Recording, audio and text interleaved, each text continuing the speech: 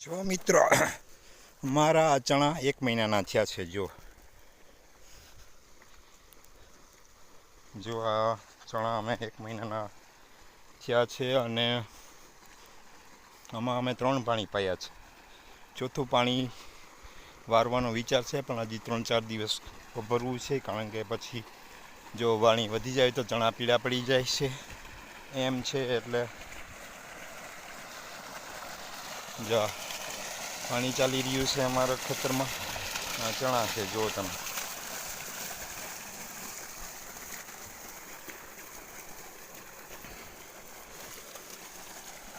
જો આ ચણા એક સરખા એક કલરમાં છે. અહીંયા સુધી છે અમારું ખેતર, આ થાંભલા સુધી જુઓ તમે, એક સરખો કલર.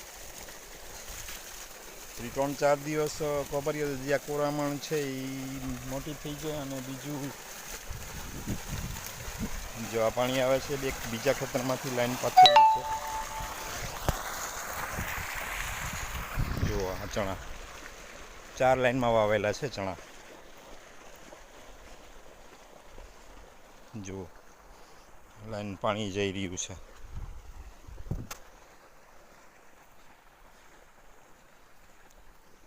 ને આ 2.5 વીઘાના ધાણા છે. જુઓ ધાણા,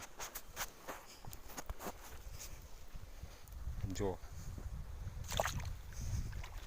બધું પરફેક્ટ વાવેતર છે. જો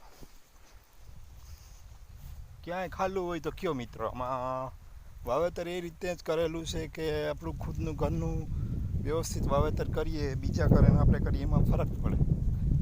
એક ઉથલે જોયેલું છે કે દાણા બરાબર વ્યવસ્થિત પડે છે કે નથી પડતા. આ મારા ધાણા છે. જો હજીમાં ક્યાંય ખાચો હોય તો કયો. જો મિત્રો, જો મારો વિડીયો ગમ્યો હોય તો લાઈક, કોમેન્ટ, શેર કરજો. જો આ અમારો ચણાનું હજી પછી જો આખું ખેતર બતાવે છે. જો આ છે ભાઈ ખેતી. મહેનત માગી લે છે, પણ ખેતીમાં મહેનતના પૈસા જો વ્યવસ્થિત મહેનત થાય તો વસૂલ થાય તેમ છે. આવજો મિત્રો.